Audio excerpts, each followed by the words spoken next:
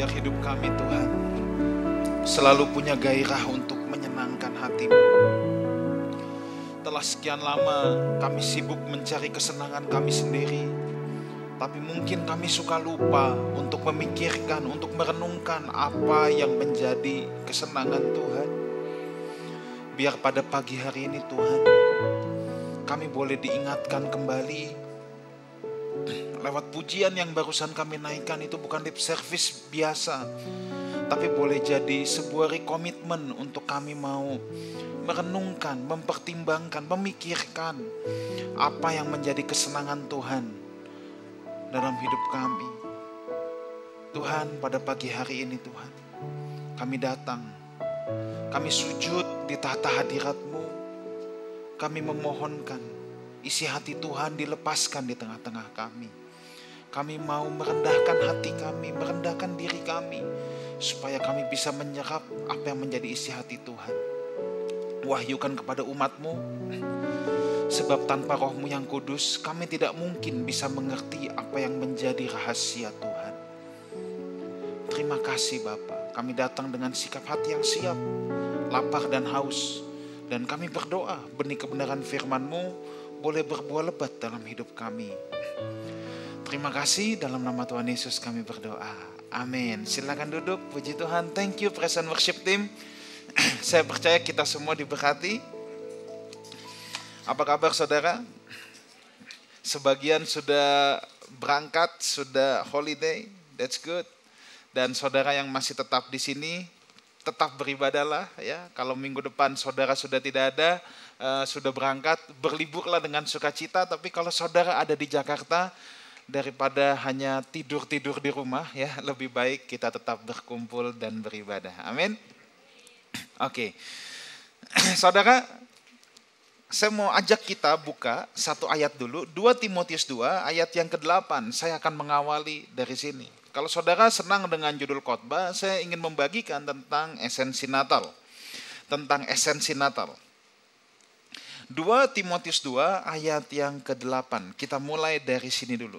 Oke, saya akan bacakan. Ingatlah ini, Yesus Kristus yang telah bangkit dari antara orang mati, yang telah dilahirkan sebagai keturunan Daud, itulah yang kuberitakan dalam Injilku. Saya ulangi lagi apa yang Paulus katakan. Ingatlah ini, Yesus Kristus yang telah bangkit dari antara orang mati, yang telah dilahirkan sebagai keturunan Daud, itulah yang telah kuberitakan dalam Injilku. Saudaraku, sadari atau tidak, mungkin sudah sekian lama ada banyak orang yang dalam tanda petik menganggap remeh atau menganggap kecil Natal. Ada banyak orang yang berpikir, udahlah, nggak perlu Natal-Natalan. Yang lebih penting itu adalah Jumat Agung dan Paskah. Sering nggak saudara dengar statement itu? Jujur, saya pun sempat berpikir seperti itu, saudara.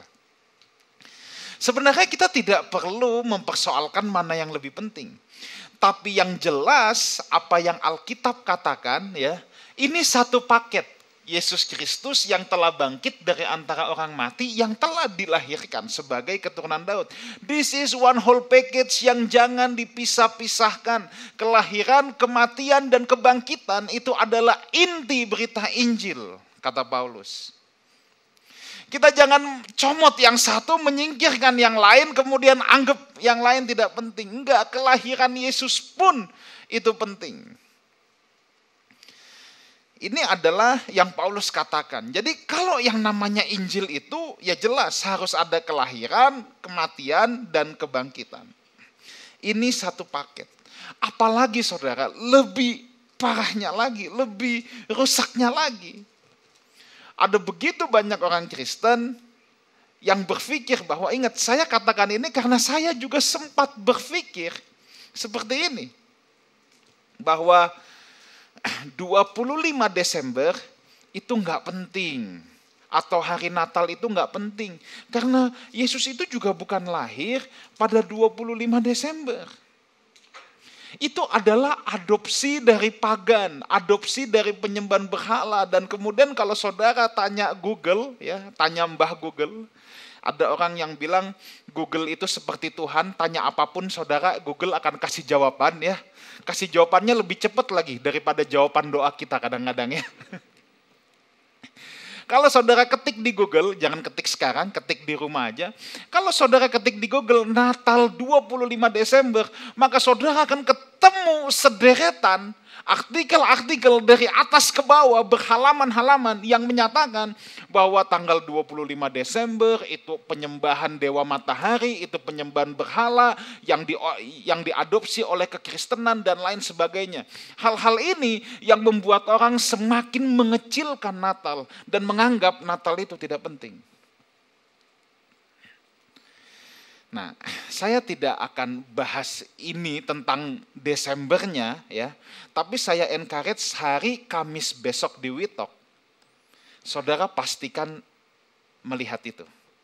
Kita khusus membahas bahwa apakah 25 Desember itu adopsi pagan atau apakah 25 Desember itu penyembahan berhala. Saudara dengarkan sendiri.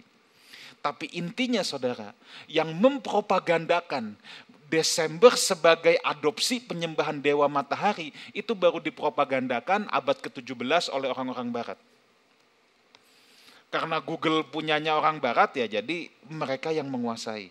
Sedangkan fakta sejarah yang tertua yang bisa ditemukan saja, orang Kristen merayakan Natal di bulan Desember, akhir Desember itu sudah ada catatan tertua sejak abad yang kedua.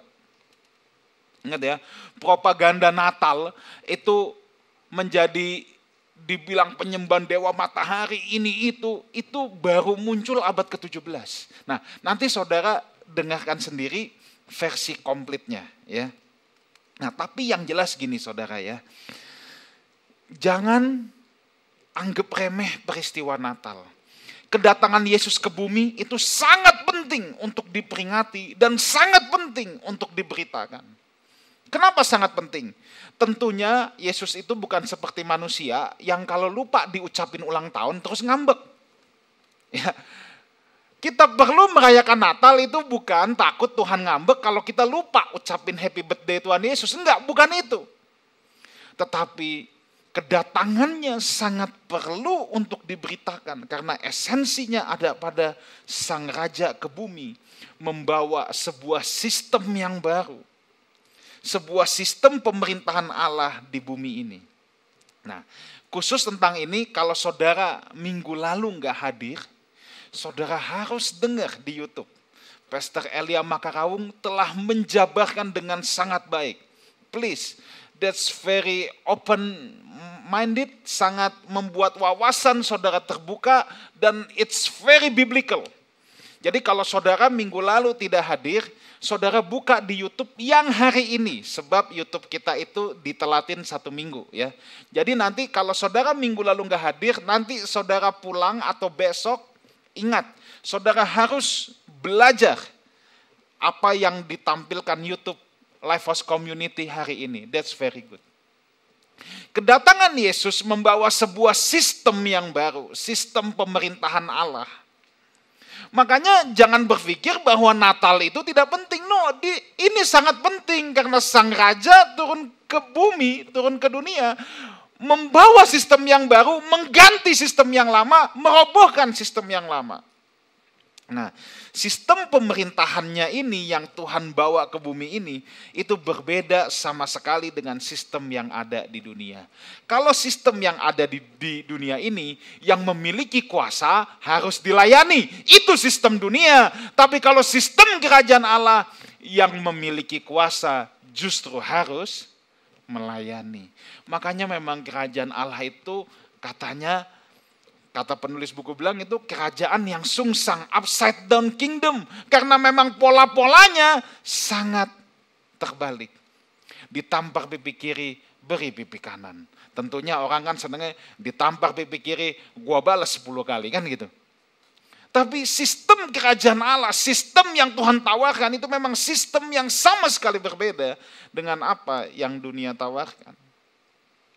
Kalau sistem dunia mengajarkan yang berkuasa, yang memiliki kuasa, berhak untuk dilayani. Sistem kerajaan Allah berbeda. Yang memiliki kuasa justru harus melayani. Bukankah Kristus datang untuk melayani kita? Dia melayani kita terlebih dahulu lewat karyanya di atas kayu salib. Kejadian 1 ayat 26. Kita mulai pelan-pelan dulu ya. Ini ayat yang sering kita buka, tapi kita mau terus belajar saudara ya. Supaya sistem yang ada dalam diri kita, sistem yang ada dalam pemikiran kita pun, itu bisa roboh dan bisa diganti. Kejadian 1 ayat 26. Berfirmanlah Allah, baiklah kita menjadikan manusia menurut gambar dan rupa kita, lihat, supaya mereka berkuasa atas ikan-ikan di laut, burung di udara, dan atas ternak, dan atas seluruh bumi, dan atas segala binatang melata yang merayap di bumi. Memang manusia diciptakan Tuhan itu untuk berkuasa atas bumi ini, tetapi selalu saya katakan, kalau saudara lihat ini, manusia diciptakan untuk berkuasa terhadap isi bumi ini, tetapi bukan berkuasa terhadap manusia lainnya. Manusia yang jatuh ke dalam dosa selalu ingin menguasai yang lainnya. Menguasai sesamanya. Tapi dengar baik ini, rencana semula Tuhan, manusia tidak didesain untuk menguasai sesamanya. Yang ada adalah saling melayani. Itu prinsip kerajaan Allah.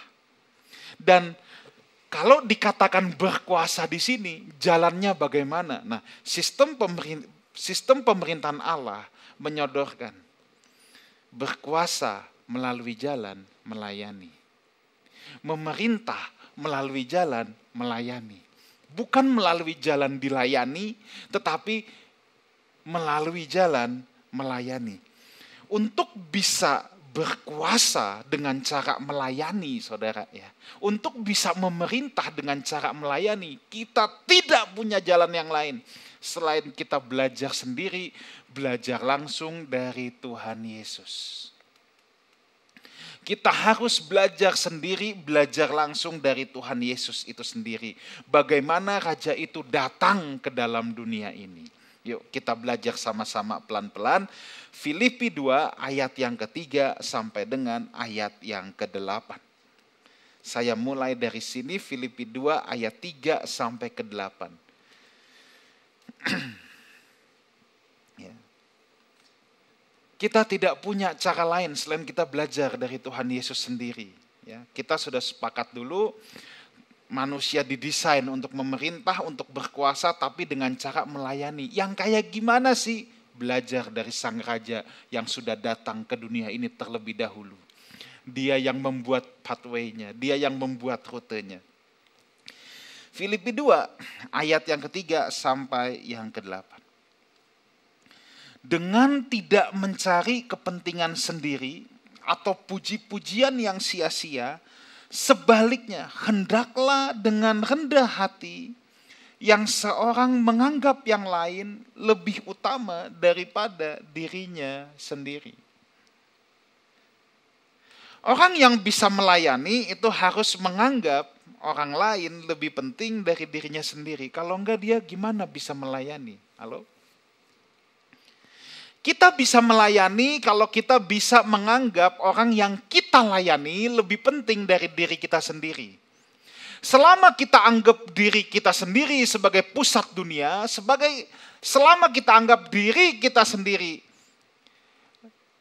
lebih penting daripada orang lain, kita tidak akan bisa melayani. Ya. Sebab prinsip untuk kita bisa melayani kalau kita bisa menganggap orang lain lebih utama daripada diri kita sendiri. Ini harus kita tanamkan dulu dalam hati kita. Selama kita menganggap diri kita lebih utama daripada orang lain, mustahil kita bisa melayani. Dan janganlah tiap-tiap orang hanya memperhatikan kepentingannya sendiri, tetapi kepentingan orang lain juga. Again. Manusia diciptakan untuk berkuasa, untuk memerintah. Dengan cara apa? Dengan cara melayani. Gimana supaya bisa melayani? Kalau kita bisa menganggap kepentingan orang lain juga itu penting. Terbanyak kita terbiasa berpikir bahwa yang penting aku dulu, sisanya buat yang lain. Itu mentalitas sisa namanya. Tapi sekarang sistem kerajaan Allah menyodorkan hal yang lain. Sistem kerajaan Allah menyodorkan, mementingkan kepentingan orang lain. Teruskan, ini makin keren lagi, makin ke bawah. Hendaklah kamu dalam hidup bersama menaruh pikiran dan perasaan yang terdapat juga dalam Kristus Yesus. Untuk orang bisa melayani, menganggap orang lain lebih utama daripada dirinya, tidak ada jalan lain. Dia harus menempatkan pikiran dan perasaan Kristus. Ayat yang ke-6, apa itu? Yang walaupun dalam rupa Allah tidak menganggap kesetaraan dengan Allah itu sebagai milik yang harus dipertahankan, melainkan telah mengosongkan dirinya sendiri dan mengambil rupa seorang hamba dan menjadi sama dengan manusia. Dan dalam keadaan sebagai manusia, ia telah merendahkan dirinya dan taat sampai mati, bahkan mati di atas kayu salib. Kalau saudara lihat dari ayat yang ke-6, yang walaupun dalam kesetaraannya dengan Allah, ayat yang ke-6 boleh di flip ke situ. Walaupun dalam rupa Allah tidak menganggap kesetaraan dengan Allah itu sebagai milik yang harus dipertahankan, tetapi justru mengosongkan dirinya, mengambil rupa seorang hamba. Ini yang disebut dengan merendahkan diri. Orang yang bisa melayani hanyalah orang yang bisa ini, merendahkan diri. Merendahkan diri dengan rendah diri adalah dua hal yang sangat berbeda. Oke. Merendahkan diri adalah sebuah keputusan. Rendah diri adalah sebuah keputusasaan. Halo? Saya ulang lagi. Merendahkan diri adalah sebuah keputusan. Di sini dikatakan walaupun dalam rupa Allah tidak menganggap kesetaraan dengan Allah sebagai milik yang harus dipertahankan, tetapi ia mengosongkan dirinya. Merendahkan diri itu keputusan. Yesus tahu bahwa dia dalam kesetaraan dengan Allah. Dia memang Allah. Tetapi dia memutuskan turun ke bumi, mengosongkan dirinya, memutuskan untuk meletakkan dirinya di bawah. Makanya saya katakan merendahkan diri adalah keputusan. Dia tahu di mana posisinya, tetapi dia memutuskan untuk berada di bawah. Yesus turun ke bumi, itu wow. Nanti saudara bisa belajar lagi. Misalnya, Yesus lahir di palungan, itu betul-betul kandang domba atau apa? Nanti ada Islam Migdal Eder. Dengar baik ini. Mau Yesus lahir di istana di bumi pun, itu tetap wow. Loh, ya kan? Dia Allah, dia mau turun ke bumi, itu tetap wow. Mau dia lahir di istana sekalipun, itu tetap wow, walaupun dia tidak lahir di istana. Memang itu jadi perdebatan. Kalau di drama-drama kan kesannya benar-benar tempat hewan, ya. Tetapi rupanya kalau kita belajar sejarah tidak sampai seburuk itu. Tetapi apapun itu tetap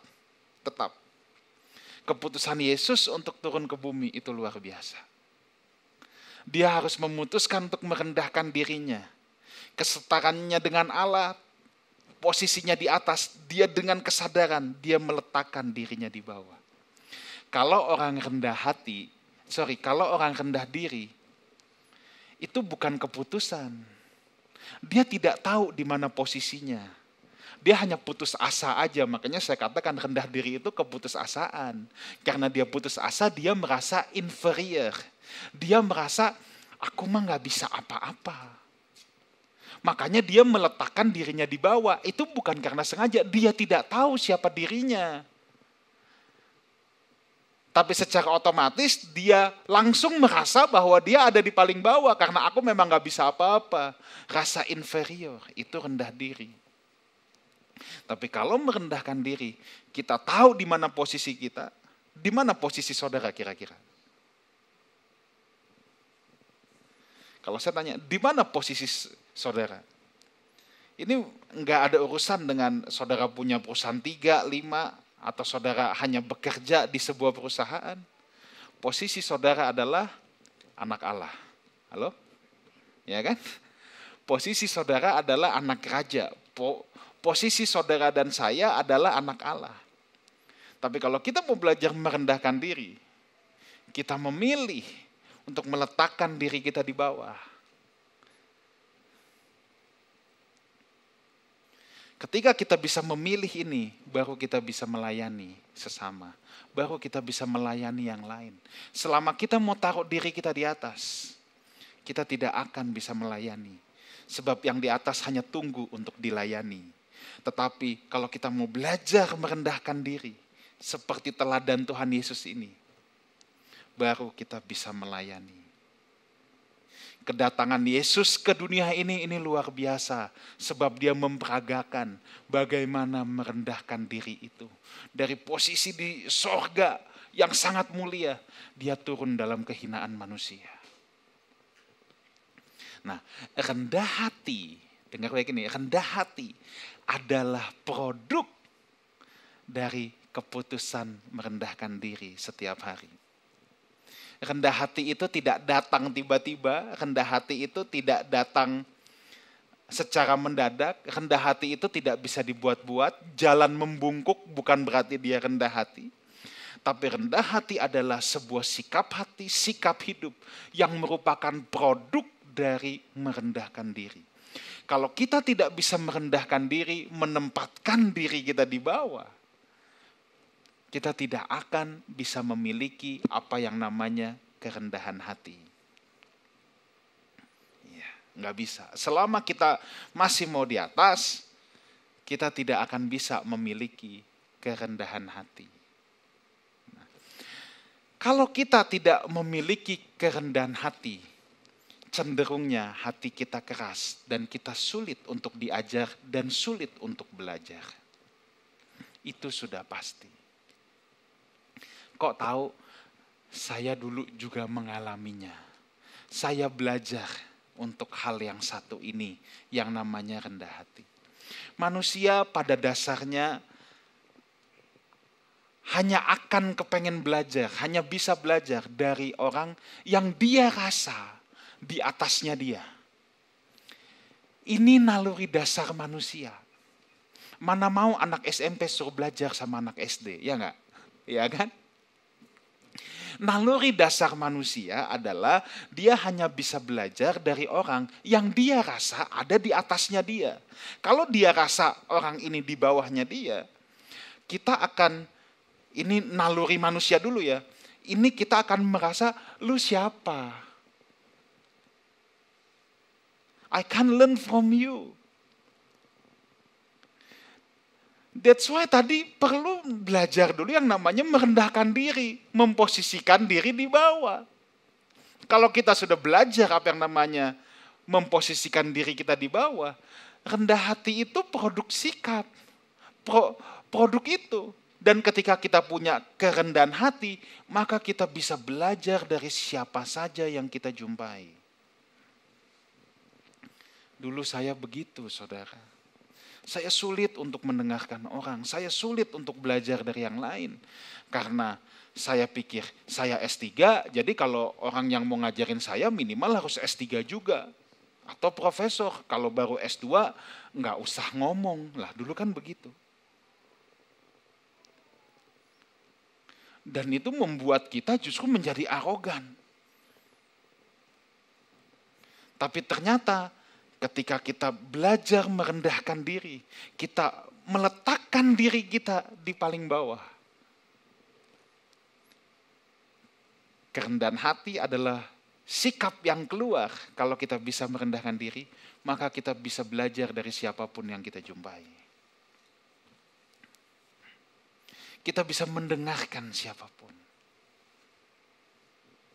Kalau enggak, kita akan sulit.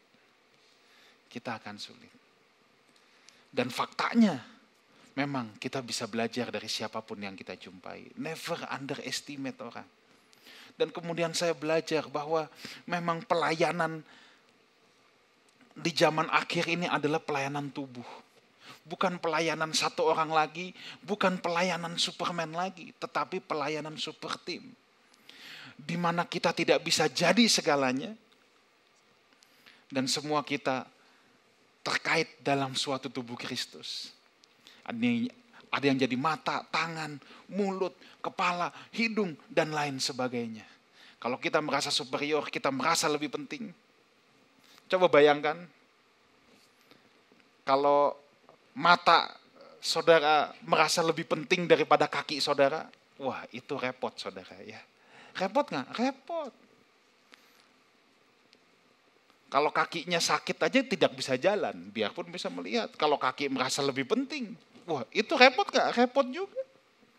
Kalau nggak ada mata, tidak bisa melihat. Makanya kalau orang yang rendah hati, kalau orang sudah merendahkan diri, dia bisa merespek semua orang. Sesuai dengan panggilan karunia yang Tuhan berikan. Kita tidak menganggap remeh karena orang yang berbeda panggilan dengan kita. Kita tidak menganggap remeh dan kita juga tidak perlu jadi minder atas apa yang orang lain bisa dan kita tidak bisa lakukan.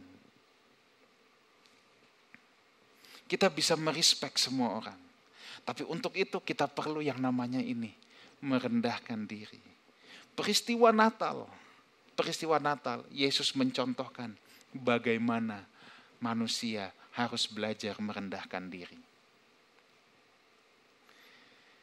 Ini gampang diomong, tapi susah dalam prakteknya. Susahnya bukan apa, yang kita lawan adalah kedagingan kita, yang kita lawan adalah pride kita, yang kita lawan adalah kesombongan kita.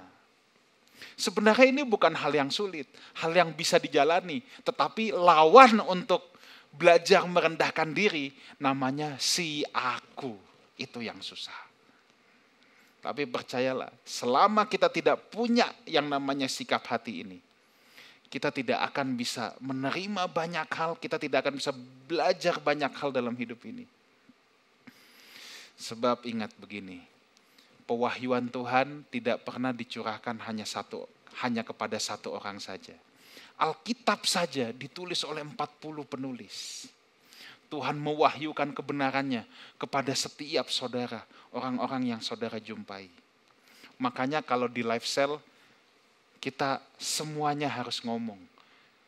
Karena saya juga mau belajar dari saudara. Semuanya saling belajar. Semuanya punya pewahyuan. Semuanya punya keunikan, punya kekhasan. Di mana Tuhan mempercayakan sesuatu dalam hidup saudara. Dan teman-teman yang lain bisa belajar.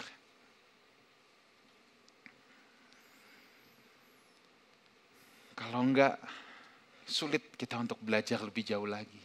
Sulit untuk kita bisa bertumbuh, sulit untuk kita bisa berkembang.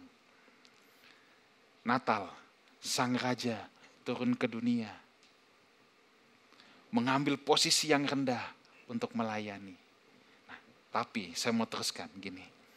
Kalau dulu Sang Raja itu turun sebagai bayi mungil yang imut untuk menyelamatkan kita, sebagai juru selamat, membawa sistem yang baru, membawa kabar kesukaan. Nanti akan ada Natal kedua, Natal yang terakhir, yang kita tidak tahu kapan saatnya. Tapi bila saat itu terjadi, Yesus tidak lagi datang sebagai bayi kecil. Yesus tidak lagi datang sebagai Sang Raja yang memberitakan kabar kesukaan. Dia tetap raja, tetapi nanti kalau dia datang untuk yang kedua kalinya, di Natal yang kedua, dia datang sebagai hakim. Dia tidak lagi datang dalam bentuk bayi, dia akan datang dalam segala kemuliaannya. Kitab Yudas berkata, dia datang bersama ribuan orang kudus. Persiapkan diri kita, saudara. Nah, untuk bisa masuk kepada sistem pemerintahan Allah, sistem yang satu ini, kita perlu satu ini. Markus pasal yang pertama. Kita buka lagi. Markus pasal yang pertama.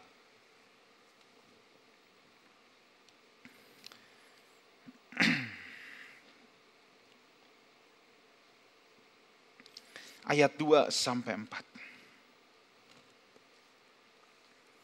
Oke.